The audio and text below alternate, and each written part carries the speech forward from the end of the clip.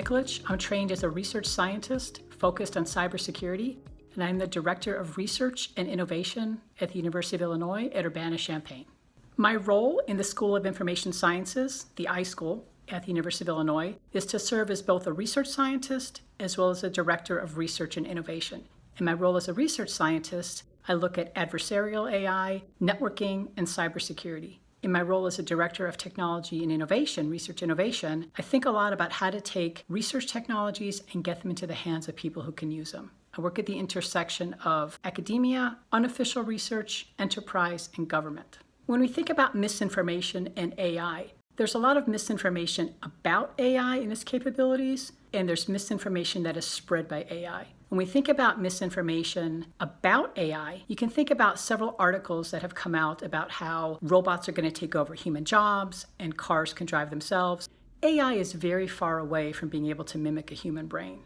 When we think about misinformation that is spread by AI, many people are familiar with the term bots, and bots are just automated programs that spreads information. The other misinformation part of AI is that AI feeds you what it thinks you want to hear. So much of the content you see is developed by an AI algorithm that gives you content it thinks you want to listen to, and it prevents you from hearing both sides of an issue, leading to misinformation. Two of the big fears people have about AI are that first, AI is going to take over all human jobs. AI is really good at tasks that are repetitive, and AI and robotics are used in many, many factories. But AI is not quite there where it can replace a human. The other area people have fears about AI taking over are tasks that require human judgment. And there's three main places where AI is used that are of concern: facial recognition, student success, and hiring. In each of these cases, what AI researchers are trying to do is look at the problem the AI is trying to solve and figure out, can it even be done in an ethical and in a just way?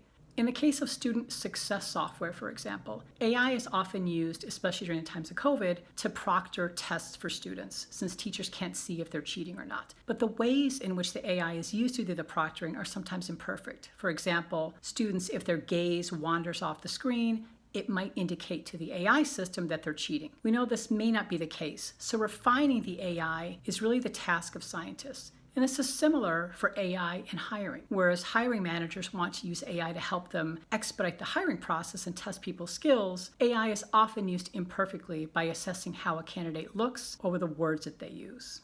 AI systems are all around us, and you're bound to encounter some every day. I have 3 tips to think about when you encounter AI systems.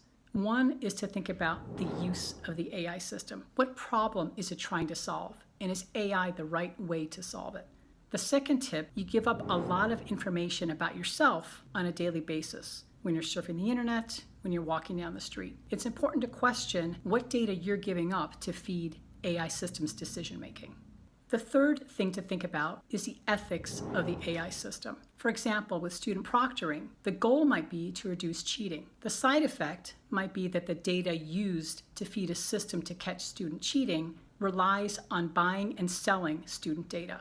It's okay to question the ethics of the AI systems. It's important to me to counter misinformation and disinformation and to educate people about this. One of the ways I was involved in doing this is through the DEF CON AI Village 2 years ago, where our collaborators created a deep fake with his permission of Democratic National Committee Chairman Tom Perez to highlight the potential threat to the elections. This was highlighted in the popular press and gave people a taste as to what could have happened and thankfully didn't in the 2020 elections. In terms of my own story, I was a humanities major. I studied history, and in fact, I wrote my thesis on American propaganda in World War II. I then became a cryptologist and intel officer in the military, where we studied information warfare and information operations in the wake of the Cold War. I got an engineering degree, and I went back to working in that space between academia, government, hackers, and enterprise. It's a gray space where really, really interesting things happen, especially in AI. I'm a AAAS Leshner Fellow in the 2021 class, and my focus is how to better bridge the academic AI community and the hacker AI community to communicate more effectively, both with each other and with policymakers. AAAS is really important during this time when science information is being challenged, and being a Leshner Fellow has allowed me to think about the most productive outlets to communicate authentic information about science, and especially about AI and its uses. There's a lot of information out there about AI, but two places in particular I would guide you towards are a site called callingbullshit.org, which is the actual name of an academic course and a book, which has some very, very interesting stories about misinformation. The second place I would encourage you to visit is aivillage.org. I co-run the DEF CON AI Village, which is a place where hackers, academics, and everyday people come together to talk about AI. AI is advancing very, very rapidly.